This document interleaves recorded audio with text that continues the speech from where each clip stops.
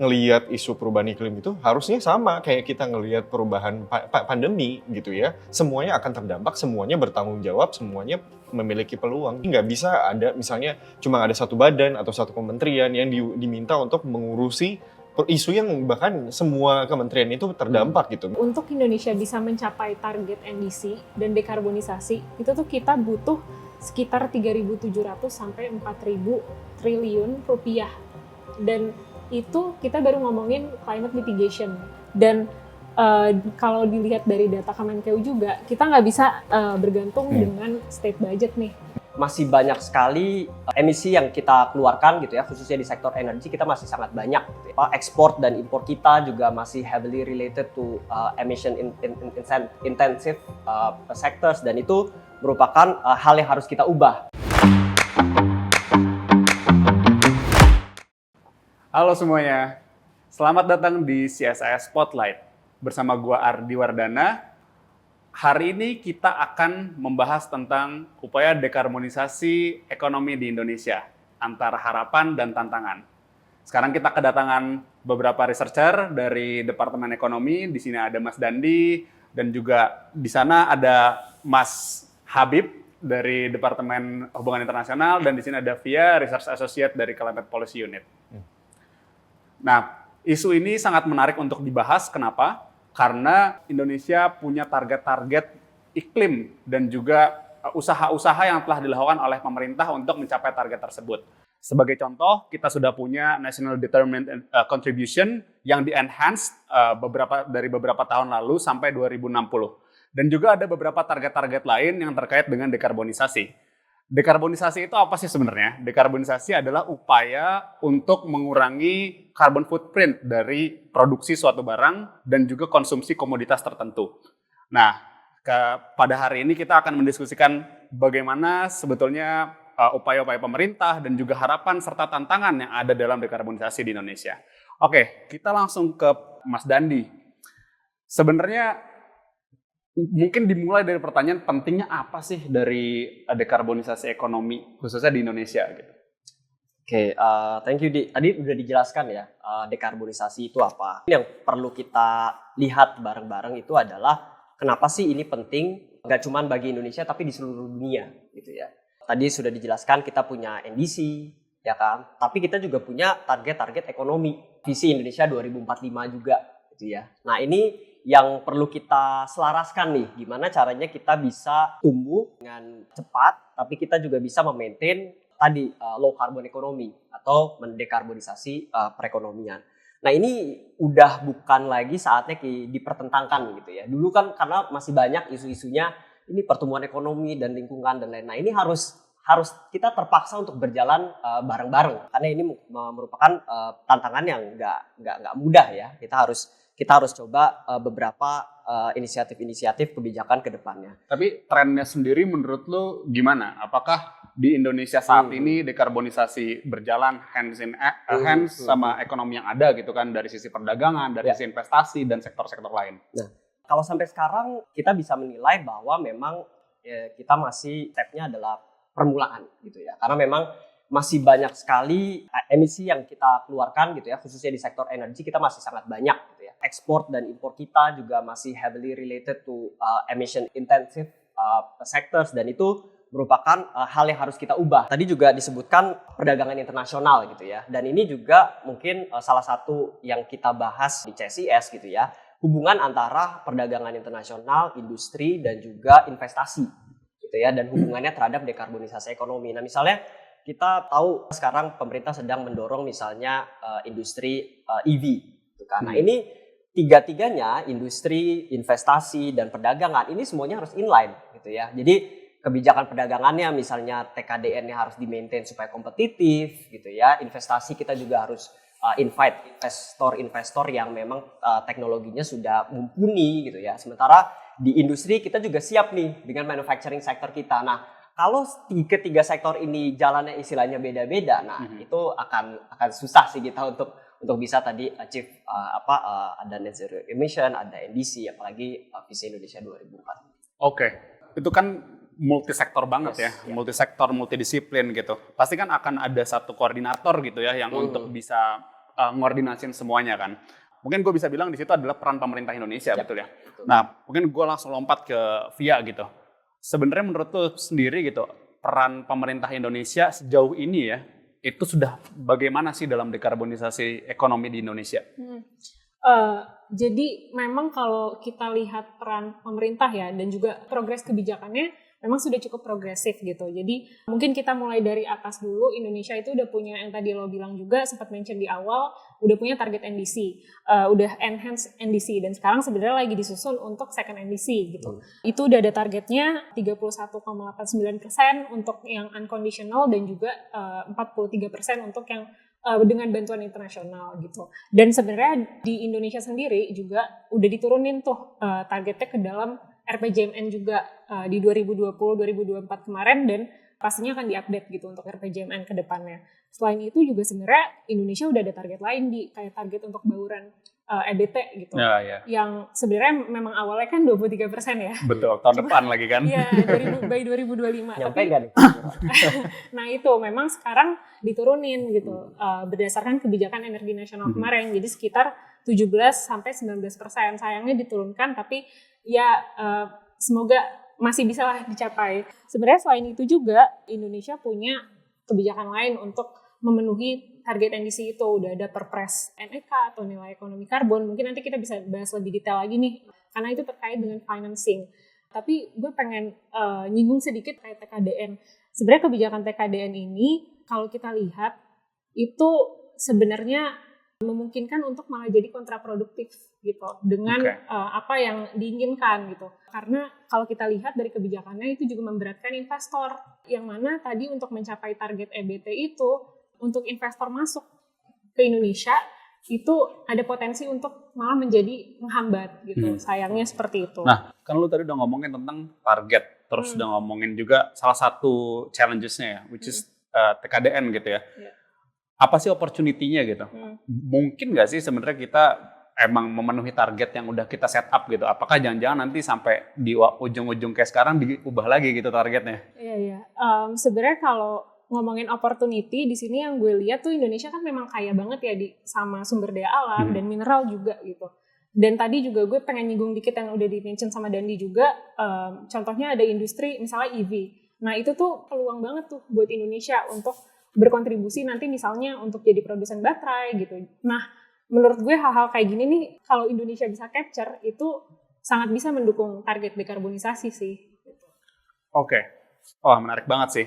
Berarti sebenarnya pilihan-pilihan teknologi itu udah ada gitu ya dan kita punya resource untuk menjalani itu kan. Kita geser sedikit nih karena udah ngomongin teknologi dan ada resource-nya. Kita tahu juga kan ya Bib ya, Indonesia itu udah mencanangkan satu kebijakan gitu yang terkait sama resource-nya. Dan memang secara komoditas juga diarahin gitu kan ke salah satunya komoditas yang mendukung low carbon emission gitu. Salah satunya adalah komoditas baterai. Nah, kita tahu kan hilirisasi yang paling kuat di Indonesia itu kan adalah nikel gitu. Nah, pendapat lu sendiri tentang kebijakan hilirisasi dan juga trade-off-nya ya antara dukungan kebijakan ini terhadap transisi ekonomi yang rendah karbon itu kayak apa sih? Kalau misalnya gue boleh singgung dikit, baru-baru ini CSIS ngeluarin report tentang dekarbonisasi ekonomi ya. Itu secara spesifik kita mengangkat ada laporan khusus tentang critical mineral. Nah sebenarnya di situ kita udah sempat bahas bahwa di satu sisi kita sangat mengapresiasi bahwa pemerintah sudah memiliki visi untuk bergerak ke arah yang lebih hijau gitu ya, termasuk melalui industri kendaraan listrik dan lain sebagainya. Tetapi menurut kita juga penting prosesnya. Jadi bukan hanya ends justifies the means atau tujuan itu menghalalkan segala cara, tetapi juga menurut kita penting untuk memperhatikan cara-cara yang dilakukan untuk mencapai tujuan tersebut. Jadi kalau misalnya memang kita tertarik untuk bergerak ke arah industri kendaraan listrik, tentunya dalam memproduksi rantai pasok atau misalnya dalam seluruh rantai pasok kendaraan listrik itu juga kita harus berupaya untuk tidak menimbulkan emisi baru gitu ya. Karena sejauh ini apa yang kita lihat di lapangan kondisinya adalah Indonesia tuh sangat kaya akan batu bara. Dan ini yang membuat kita kenapa jadi kompetitif. Misalnya dilihat di mata investor asing gitu ya dalam melakukan pembangunan smelter. Smelter itu kan suatu fasilitas di mana mengolah daripada bahan mentah, diantaranya misalnya mineral kritis, nikel, sampai dengan misalnya produk menengah atau intermediate gitu ya, sampai dengan produk akhir. Nah, di kebanyakan smelter di Indonesia itu masih menggunakan pembangkit listrik bertenaga batu bara gitu ya. Dan ini menimbulkan emisi baru. Lu sebut tadi berdasarkan turun ke lapangan tuh. Gue boleh tahu sedikit nggak? Apakah itu turun ke lapangan lu yang lakuin atau dari tim CSIS atau gimana tuh? Ada cerita pribadi nggak tentang itu juga gitu? Iya, jadi gue turun lapangan juga langsung ke Kemana tuh? Morowali, Sulawesi Tengah. Itu dalam rangka proses penelitian ini, di mana kita lihat sebenarnya ada juga perusahaan yang sudah mulai bergerak ke arah misalnya pembangkit listrik yang bertenaga terbarukan. Misalnya itu salah satu perusahaan asal Kanada dan Brazil gitu ya, mungkin nggak perlu disebutkan namanya, tapi mungkin teman-teman juga udah tahu, itu mulai beralih ke pembangkit listrik tenaga gas yang mungkin jauh lebih ramah lingkungan dan rendah emisi dibandingkan pembangkit listrik tenaga batu bara gitu ya. Artinya apa? Artinya kalau misalnya mau mencapai ke arah sana bisa dilakukan selama ada kemauan dan komitmen untuk itu. Teknologi itu tetap penting dan Indonesia tetap melalui pemerintah itu harus memperhatikan bagaimana rantai pasok kendaraan listrik yang akan dibangun di Indonesia itu juga ramah lingkungan dan rendah emisi karbon, karena yang perlu selalu diingat oleh Indonesia adalah Indonesia bukan satu-satunya negara pemilik nikel gitu. Betul. Adalah Australia, Filipina juga, ya, gitu Filipina, kan. Kanada gitu ya. Jadi nggak bisa kita hanya mengandalkan ketersediaan nikel sebagai salah satu daya saing Indonesia gitu. Oke. Lo tadi udah nyebutin juga tentang supply chain ya. Ya mungkin gue lebih general lagi akan ngomongin tentang global supply chain gitu. Nah, tapi kan global supply chain ini kan juga dipengaruhi sama geopolitik ya, dan juga faktor-faktor mempengaruhi sektor ekonominya gitu. Nah, gue mau tanya dong dari sudut pandang kalian berdua nih ya, kalau kalian memandang tantangan yang sekarang terjadi di dunia gitu kan, secara geopolitik, kan kita tahu juga ada cross border adjustment mechanism, terus ada EUDR. Apa sih sebenarnya yang mendrive itu pertama ya, mendrive adanya kebijakan-kebijakan itu, dan kenapa harus ada tensi geopolitik? Padahal kan kita tahu bahwa ini kan semua for greater goods gitu kan, semuanya untuk hal yang baik gitu. Mungkin nanti pertanyaan tentang geopolitik bisa dijawab oleh Habib ya. In terms of data gitu ya, itu biasanya ke WTO, dia punya database yang memang memperlihatkan kebijakan-kebijakan apa saja yang dilakukan oleh negara terkait dengan climate and trade related policies, dan itu memang dalam 5 tahun terakhir itu memang dalam tren yang meningkat gitu. Jadi meningkat dalam hal apa nih? Kebijakan ya. Jadi Kebijakan. mereka negara-negara itu sekarang berlomba-lomba untuk memproduksi kebijakan-kebijakan yang terkait dengan trade and climate related. Nah, jadi nggak cuman Indonesia, nggak cuman Uni Eropa, nggak cuman Amerika Serikat, tapi kebanyakan di negara. Sebagai konteks, kebijakannya adalah yang sifatnya meliberalisasi atau justru kebijakan yang memproteksi? Sayangnya lebih banyak yang memproteksi. Gitu ya. Jadi misalnya ada kebijakan-kebijakan tadi juga sudah disebutkan, misalnya UCBAM, tadi ada UDR, itu kebijakan-kebijakan yang dilakukan oleh Uni Eropa gitu ya. Itu sifatnya adalah kira-kira mempunish negara-negara yang memang memiliki emisi yang tinggi gitu ya untuk produk-produk yang mereka impor dengan satu dan cara yang lain. Ada juga Amerika Serikat dengan IRA yang tadinya sih untuk mengendalikan inflasi gitu ya. Cuman memang di situ banyak program-program yang dilakukan oleh pemerintah Amerika Serikat yang istilahnya memberikan subsidi gitu ya kepada investor-investor ataupun juga produsen-produsen misalnya electric vehicles di Amerika Serikat gitu ya, dan juga konsumennya nanti akan mendapatkan subsidi tambahan. Nah, ini yang akhirnya mendrive investasi-investasi dari luar gitu ya, dan akhirnya cost yang harus dilihat ini adalah bagaimana costnya ke negara-negara berkembang gitu. Jadi semua investor akhirnya balik lagi ke Amerika Serikat nih. Kaitannya sama tensi geopolitik gimana, Bib, menurut lo? Gini, menurut gue, dunia yang kita hadapi sekarang, di mana Indonesia berada di dalamnya, itu udah jauh berbeda dibandingkan tahun 90-an, awal 2000-an, dan lain sebagainya. Di mana waktu itu mungkin logika yang dipakai ketika misalnya mengedepankan rantai pasok global, ekonomi global adalah logika interdependensi. gitu ya, nggak ada masalah dengan saling ketergantungan. Kemudian logika efisiensi. Kalau misalnya memang diproduksi di sana jauh lebih murah, ya udah diproduksi di sana. Terlepas dari misalnya situasi politik atau misalnya preferensi geopolitiknya seperti apa. Nah, tapi pada hari ini kita melihat bahwa dunianya udah bukan dunia yang lama, tapi dunia yang baru, di mana tadi udah disebutkan oleh Dandi bahwa isu-isu terkait dengan lingkungan, isu-isu perubahan iklim itu semakin penting, tetapi di sisi lain juga kita dihadapkan pada satu situasi di mana negara-negara maju itu sudah mulai bergerak ke arah logika keamanan nasional. Nah, artinya apa? Logika keamanan nasional ini nggak lagi melihat interdependensi atau efisiensi sebagai dasar logika ketika melakukan hubungan atau interaksi ekonomi gitu ya. Jadi yang lebih dikedepankan adalah logika keamanan itu apakah misalnya dengan bekerja sama atau misalnya membeli dari satu negara tertentu itu akan meningkatkan tingkat vulnerabilitas atau misalnya ketergantungan, kerentanan terhadap negara-negara tersebut. Dan apalagi kita tahu bahwa saat ini Amerika Serikat dan juga Tiongkok itu sedang terlibat di dalam kompetisi atau rivalitas dalam banyak isu gitu ya. Nah, sayangnya di antara isu-isu tersebut adalah isu tentang teknologi hijau dan teknologi tinggi. Nah, jadi masing-masing Amerika Serikat, kemudian juga Tiongkok itu berlomba-lomba bagaimana caranya untuk menjadi yang terdepan. Misalnya Tiongkok yang saat ini itu sangat diantisipasi oleh banyak negara di dunia itu karena kemampuannya misalnya memproduksi kendaraan listrik, kemudian solar panel, kemudian wind turbine atau pembangkit tenaga angin itu ya. Dan ini sangat mengkhawatirkan bagi Amerika Serikat yang karena kapasitas manufakturnya itu belum secepat dan seefisien Tiongkok. Makanya ada kekhawatiran tersendiri bahwa sekarang situasinya seakan-akan negara menghadapi dilema antara dekarbonisasi dan diversifikasi. Karena kalau misalnya mau melakukan dekarbonisasi secara cepat, artinya kan kita butuh lebih banyak produk dari Tiongkok gitu ya untuk mempercepat tingkat adopsi dekarbonisasi ini. Tetapi negara maju lihatnya, oh enggak, kita juga tetap harus melakukan diversifikasi.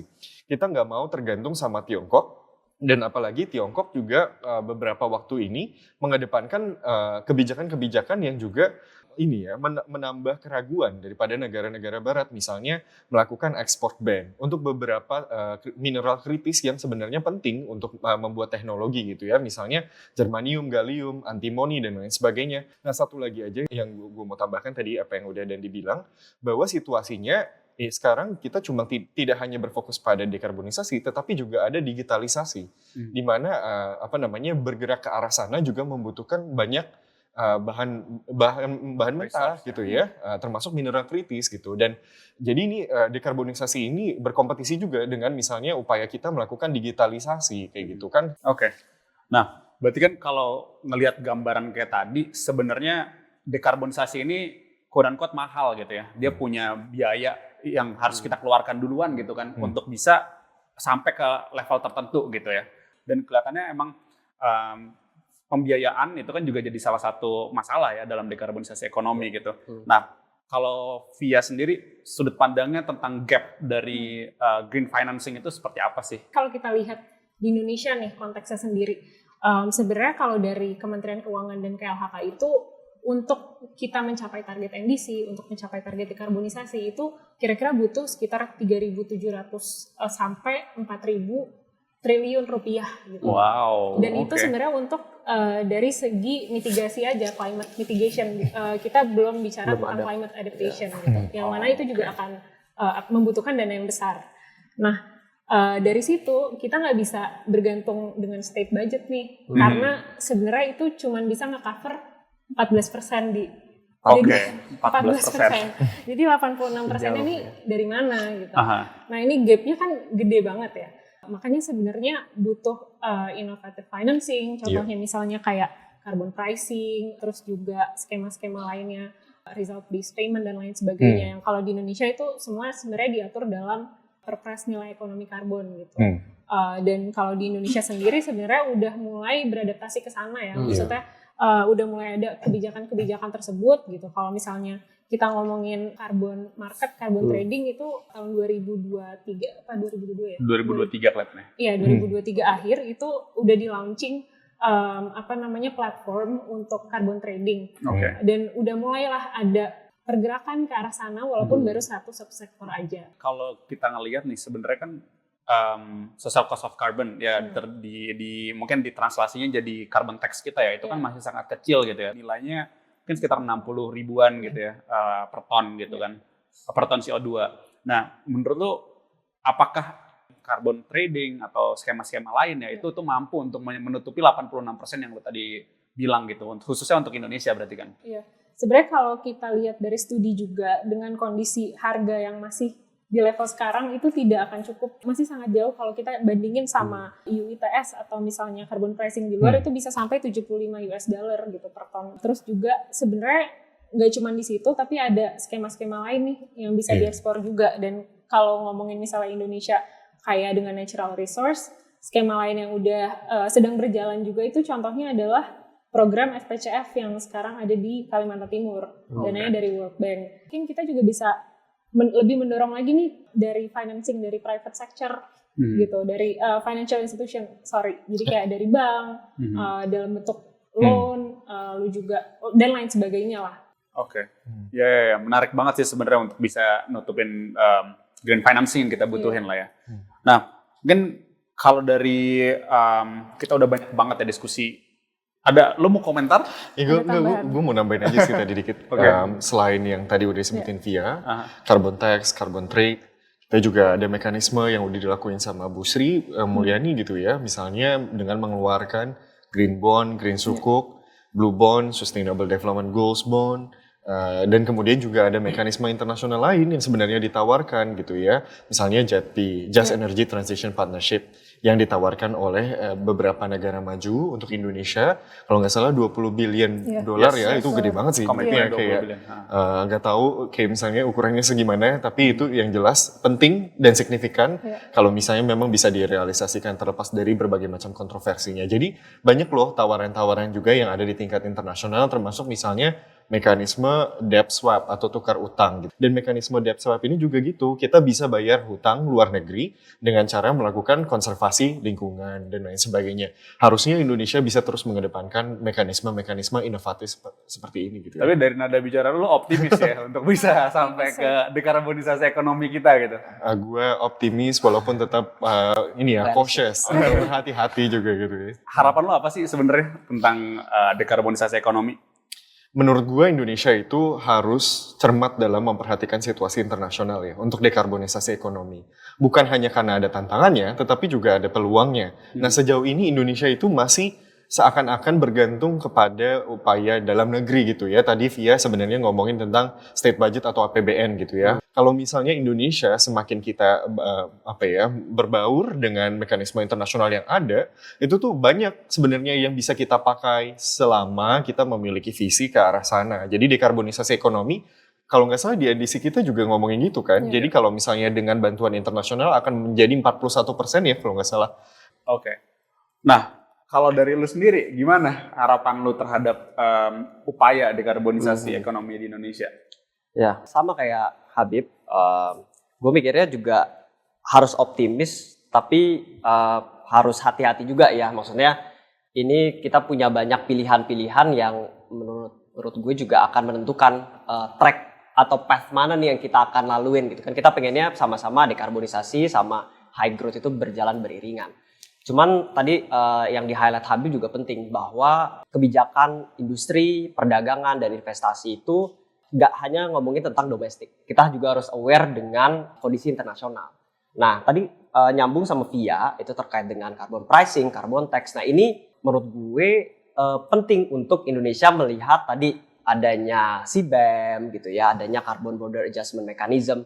Ini merupakan salah satu quote-unquote external pressure gitu ya untuk memberikan penting nih kita get the price right gitu ya in terms of carbon, dan kita bisa memberlakukan carbon tax yang sesuai gitu. Tadi kan lo bilang berdua itu masih sangat kecil, dan ini yang membuat kita bakal jalan market exactly gitu, dan itu yang membuat kita nanti akan tidak kompetitif kan kalau misalnya kita carbon pricing-nya rendah gitu ya ketika kita carbon tax diimplementasikan. Nah, ini mungkin adalah hambatan-hambatan yang seharusnya bisa dieliminasi sama pemerintah gitu nantinya ke depan. Jadi nggak hanya melihat semua kebijakan ekonomi luar negeri itu sebagai hambatan, tapi juga sebagai external pressure gitu ya, buat kita bisa mereformasi tadi salah satunya misalnya carbon market dan juga carbon tax kita. Mungkin itu sih. Oke. Gue tadi kita udah ngomongin tentang hubungan internasional, udah ngomongin tentang ekonomi. Kalau dari sisi regulasi, gimana, Vi? Kira-kira menurut lo? Iya. Panjang nih kayaknya. Enggak. Sebenarnya menurut gue yang bisa didorong, yang sekarang sebenarnya masih dalam pembahasan, gue juga gemes banget sih benernya itu RUU EBT dan juga sebenarnya lagi dirancang juga RUU untuk pengendalian perubahan iklim yang nggak keluar nih. Tolong bisa Kemarin ada yang cepat banget sih ya. Tapi yang ini kok lama ya. Menurut gue itu bisa didorong karena once udah ada payung hukumnya, kondisi yang sekarang mungkin masih banyak yang wait and see dari private sector-nya, dari segi financing mungkin financial institution-nya itu jadi udah lebih punya safe zone lah gitu. Jadi udah ada acuan regulasinya. Itu satu yang menurut gue bisa banget didorong nih, apalagi untuk pemerintah selanjutnya gitu, pemerintahan baru. Terus yang kedua, menurut gue tuh dari segi governance ini stakeholder collaboration-nya baik di pemerintahnya tuh juga harus sering-sering mungkin ngobrol bareng gitu ya, duduk bareng, karena yang gue lihat ada beberapa kebijakan yang misalnya mendorong energi berbasis nabati deh. Jadi itu misalnya dari segi energinya nanti mengurangi emisi, tapi di sisi lain dari sektor hutan itu malah deforestasi. Jadi kebijakan-kebijakan seperti itu tuh harus dilihat dari kacamata helikopter lah kalau orang ngomong gitu. Yang bisa didorong untuk close financing gap itu juga dari private sih.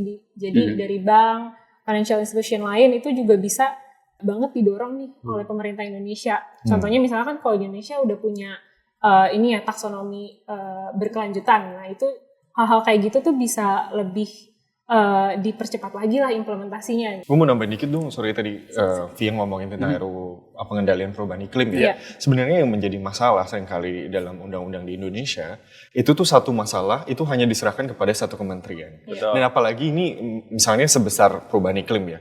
Misalnya kalau dulu gue ngurusin isu bencana, itu as if bencana itu cuma urusannya orang Badan Nasional Penanggulangan Bencana, orang BNPB. Padahal sebenarnya nggak begitu. Bencana itu harusnya menjadi urusan semua kementerian. Sama juga kasusnya untuk perubahan iklim. Jadi nggak bisa ada misalnya cuma ada satu badan atau satu kementerian yang diminta untuk mengurusi isu yang bahkan semua kementerian itu terdampak gitu. Misalnya kita ngelihat waktu kasus COVID gitu ya, semua kementerian terdampak kan. Kayak semua pemerintah, sektor swasta, masyarakat terdampak. Nah jadi harusnya ngelihat isu perubahan iklim itu harusnya sama kayak kita ngelihat perubahan pandemi gitu ya. Semuanya akan terdampak, semuanya bertanggung jawab, semuanya memiliki peluang juga. Nah, itu berarti yang harus digarisbawahin itu gimana nanti pemerintahan ke depan itu punya institutional approach yang tepat gitu ya untuk isu perubahan iklim, dan apalagi kalau kita punya aspirasi untuk dekarbonisasi ekonomi. Jadi ke depannya isu perubahan iklim dan dekarbonisasi bukan lagi isu-isu silo yang tadi disebutkan oleh Via dan Habib. Iya. Well, menarik banget sih sebenarnya diskusi kita kali ini. Buat teman-teman yang mungkin masih nggak begitu paham gitu ya, kita coba untuk share manfaat gitu kan dari dekarbonisasi ekonomi, tantangannya, dan juga kita tadi udah bahas tentang opportunity-nya juga gitu. Terus dari sudut pandang global maupun kita udah bahas juga dari sudut pandang domestik. Nah mungkin demikian podcast kita pada kali ini. Semoga teman-teman bisa mengambil manfaat dari diskusi terkait dengan dekarbonisasi ekonomi di Indonesia, antara tantangan dan juga harapan. Terima kasih.